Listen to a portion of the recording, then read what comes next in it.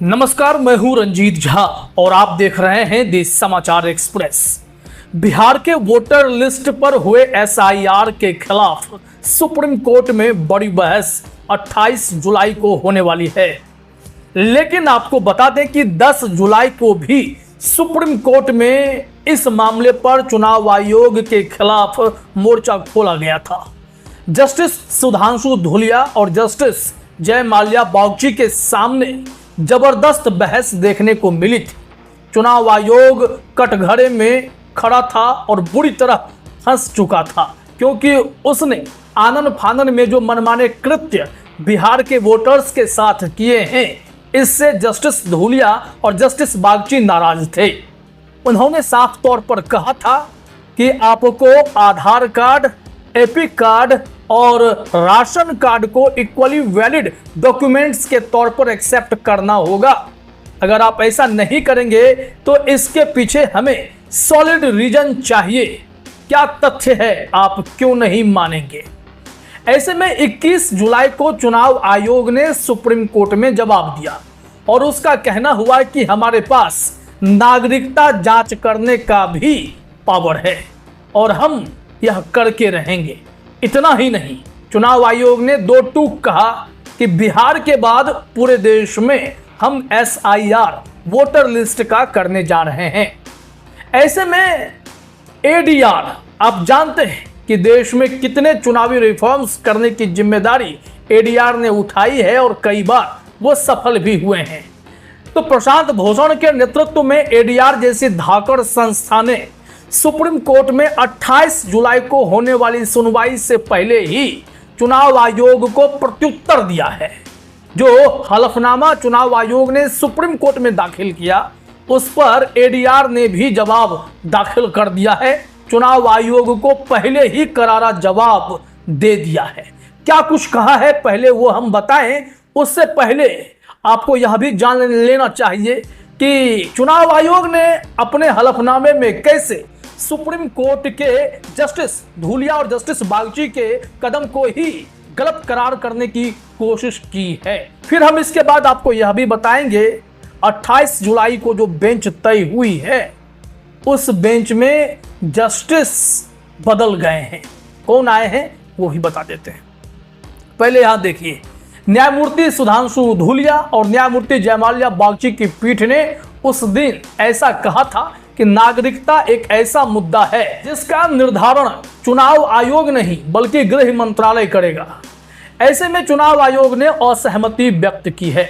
आयोग ने अपने हलफनामा में दावा किया है कि चुनाव आयोग को यह जांच करने का अधिकार है कि प्रस्तावित मतदाता सूची में पंजीकृत होने के मानदंडों को पूरा करता है या नहीं, जिसमें अन्य बातों के अलावा मतदाता सूची के अनुच्छेद 326 के अनुसार नागरिकता का आकलन भी शामिल है।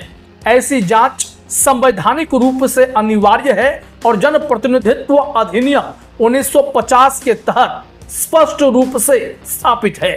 यह शक्ति सीधे तौर पर अनुच्छेद 324 के प्रावधानों 326 के साथ उसे पठित माना जाए और जनप्रतिनिधित्व अधिनियम 1950 की धारा 16 और 19 से प्राप्त होती है। इस प्रति शपथ पत्र पर हलफनामा पर उपचुनाव आयुक्त संजय कुमार के हस्ताक्षर हैं। लेकिन अब आइए कि एडीआर ने कैसे 28 जुलाई की सुनवाई से पहले ही प्रत्युत्तर में चुनाव आयोग की बोलती बंद की है और जब 28 जुलाई को सुनवाई होगी तो वहां भी इसका असर देखने को मिले। उस पर आते हैं, लेकिन जानकारी दे दें। हमने कहा कि 10 जुलाई की जो सुनवाई हुई थी इस बिहार वोटर लिस्ट एसआईआर पर, उसमें जस्टिस सुधांशु धूलिया थे, लेकिन अब जस्टिस सूर्यकांत की एंट्री हो गई है और बागची साहब पहले से मौजूद हैं। यहां पर गौर करने वाली बात यह है कि जजों की बेंच कैसे बदल जाती है। अब तक की जो रिपोर्ट है उसमें जस्टिस सूर्यकांत ही 28 जुलाई को दिखेंगे। यहां देखिए, एडीआर ने चुनाव आयोग को पहला जवाब दिया, आधार और राशन कार्ड को बाहर करने का हम विरोध करते हैं। आपने जो जवाब दिया है वह उचित नहीं है। एडीआर ने कहा चुनाव आयोग ने आधार कार्ड और राशन कार्ड को स्वीकार्य दस्तावेजों की सूची से बाहर करने के लिए कोई ठोस कारण नहीं दिया है। उनका तर्क है चुनाव आयोग का कि आधार कार्ड या राशन कार्ड या एपिक कार्ड फर्जी दस्तावेज के आधार पर भी बनाए जा सकते हैं। ऐसे में एडीआर ने कहा है कि स्वीकृत 11 दस्तावेज भी नकली या झूठे कागजात के आधार पर बनाए जा सकते हैं, जैसा कि आधार और राशन कार्ड के साथ हो सकता है। उन्होंने कहा आधार कार्ड जो सबसे ज्यादा लोगों के पास है उसको स्थायी निवास प्रमाण पत्र, ओबीसी, एससी, एसटी प्रमाण पत्र और पासपोर्ट के लिए स्वीकार किया जाता है, इसलिए इसे एसआईआर में खारिज करना बेतुका है। ये एडीआर का जवाब था। वैसे अगर देखा जाए तो सुप्रीम कोर्ट का भी यही कहना था, रीजन ऐसे वैलिड होने चाहिए ताकि चुनाव आयोग की दलीलों पर विश्वास किया जा सके।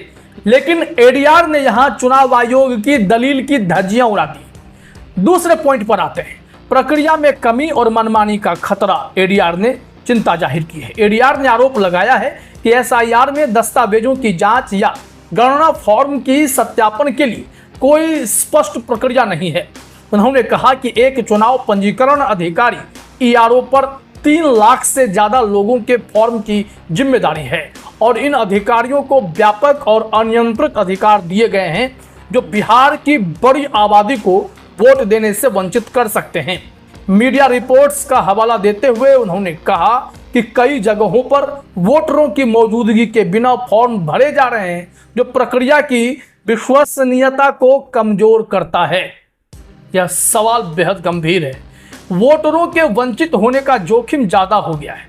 इस वक्त जो हमारे पास लेटेस्ट चुनाव आयोग का प्रेस रिलीज है, उसमें तो साफ लगता है कि कम से कम 62 लाख ऐसे मतदाता हैं जो वोट देने से वंचित हो सकते हैं।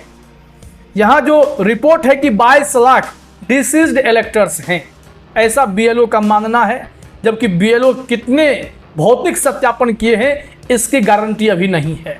दूसरा, 7 लाख कहा गया कि 2-2 जगह ऐसे वोटर्स हैं जिनके नाम दर्ज हैं, तो 29 लाख मान लीजिए। उसके बाद कहा जा रहा है कि 35 लाख वोटर्स जो हैं वो या तो ट्रेस नहीं किए जा सके, ना ही वो कहीं पर दिख रहे हैं, मतलब परमानेंटली कहीं माइग्रेट कर गए हैं। इसका मतलब है 35, 7, 42, 22 आप जोड़िए कितना हो गया, करीब 64 लाख तो ऐसे ही हो गया। फिर देखिए यहां पर कहा जा रहा है कि 1,20,000 मतदाता का जो इन्यूमरेशन फॉर्म होता है वो रिसीव नहीं हो पाया है। इसका मतलब है यह आंकड़ा तो बहुत बड़ा हो गया। इतने लोगों को आपने एक झटके में चुनाव के अधिकार से, वोट देने के अधिकार से वंचित कर दिया है। अब इसके वेरिफिकेशन में कितने बचेंगे, कितने जाएंगे, क्या पता। और बीएलओ पर सिर्फ भरोसा करना कितना उचित है, जब बीएलओ दफ्तर में बैठकर फॉर्म अपलोड कर रहा था खुद से दस्तखत करते हुए, तो क्या रैंडमली काम हुआ है? ये एक गंभीर सवाल है। अब देखिए, एडीआर ने चेतावनी दी कि एसआईआर की वजह से लाखों वोटरों को वोट देने से रोका जा सकता है, खासकर उन लोगों को जो दस्तावेज नहीं रखते या जिनके नाम ड्राफ्ट रोल में नहीं है। उन्होंने कहा चुनाव अक्टूबर-नवंबर 2025 से पहले अपील करने का समय बहुत कम है और दस्तावेज ना होने की वजह से कई वोटर प्रभावित हो रहे हैं। फिर देखिए, प्रवास और संशोधन की जरूरत पर सवाल भी उठाया गया है। चुनाव आयोग ने कहा था कि एसआईआर की जरूरत प्रवास और जनसांख्यिकीय बदलाव की वजह से है, लेकिन एडीआर ने इसका विरोध किया। उन्होंने कहा कि देश भर में वोटर सूची को अपडेट करना एक निरंतर प्रक्रिया है और बिहार में 3 महीने की समय सीमा कई पात्र वोटरों को जोखिम में डाल रही है। वैसे तो देखा जाए तो कायदे से 1 महीना का समय मिला है, हालांकि वो आगे कह रहे हैं कि हम अगस्त से जांच करेंगे, मौका देंगे, तो अपने आप में ये हैरान करने वाला है। फिर नागरिकता साबित करने की जिम्मेदारी पर भी आपत्ति उठाई गई है। एडीआर ने चुनाव आयोग के उस दावे को चुनौती दी जिसमें कहा गया कि मौजूदा वोटरों को अपनी नागरिकता साबित करनी होगी। यह बोझ चुनाव आयोग ने जनता पर डाल दिया है अनुच्छेद 326 के तहत। अब उन्होंने असम में हुई इसी तरह की कवायद का हवाला देते हुए कहा कि ईसीआई ने पहले माना था कि ईआरओ का काम नागरिकता तय करना नहीं है। इसके अलावा उन्होंने 1985 के सुप्रीम कोर्ट के फैसले इंद्रजीत बरुआ बनाम ईसीआई का उल्लेख किया, जिसमें कहा गया कि मौजूदा वोटर सूची नागरिकता का प्रारंभिक प्रमाण है। साथ ही 1995 के लाल बाबू हुसैन मामले का हवाला देकर कहा कि नई पंजीकरण कराने वालों पर नागरिकता साबित करने की जिम्मेदारी है, न कि पहले से सूची में शामिल लोगों पर। अब यह सवाल उठेगा कि भाई साहब, होम मिनिस्ट्री का भी ऑर्डर था 30 दिन में फिल्टर आउट करने के लिए कि कौन से लोग एलियन हैं जो बिहार में, बंगाल में, हरियाणा में छिपे हुए। चुनाव आयोग तो बाद में 30 दिन का ऑर्डर लेकर आया। होम मिनिस्ट्री जब इस मामले में कोई कदम नहीं उठा पाई तो चुनाव आयोग तो रमखा बना फिर रहा है। अब यहां सबसे बड़ा सवाल उठता है कि जिन लोगों के नाम वोटर लिस्ट में दर्ज हुए उसे आपने नाम दर्ज करते वक्त वेरीफाई क्यों नहीं किया? यह किसकी गलती है? और अब अगर नहीं किया तो उनकी नागरिकता साबित करने का बोझ उन पर ही क्यों डाल? आप खुद वेरीफाई करो। यहां से एक सवाल उठता है, लोकतंत्र और निष्पक्ष चुनाव पर इसका व्यापक असर पड़ सकता है। एडीआर का कहना है कि एसआईआर की मौजूदा प्रक्रिया में पारदर्शिता और निष्पक्षता की कमी है, जो लोकतंत्र और निष्पक्ष चुनाव को कमजोर कर सकती है। उन्होंने कहा कि यह अनुच्छेद 14 समानता, 19 अभिव्यक्ति की स्वतंत्रता, 21 जीवन का अधिकार, 325 और 326 चुनाव से संबंधित अधिकार का उल्लंघन है। तो देखना यह होगा कि 28 जुलाई को जब बेंच सुनवाई के लिए बैठेगी, जहां जस्टिस धूलिया नहीं होंगे, उनकी जगह जस्टिस सूर्यकांत होंगे, तो यह केस किस दिशा में बढ़ती है? क्या बिहार के वोटर्स को राहत मिलेगी? जो 60 लाख से अधिक वोटर्स इस कगार पर खड़े हैं कि उनके वोट देने का अधिकार वंचित हो सकता है। डिसीज लोगों की संख्या लगातार बढ़ती चली गई। यह अभी कैसे तय हुआ है, इसके मानदंड क्लियर नहीं है। तो सवाल लगातार उठ रहे हैं और नजरें सुप्रीम कोर्ट पर टिकी हुई हैं। तो चलिए देखते हैं होता क्या है। फिलहाल इस वीडियो में इतना ही। आप तमाम साथियों का हमसे जुड़ने के लिए बहुत बहुत धन्यवाद, शुक्रिया।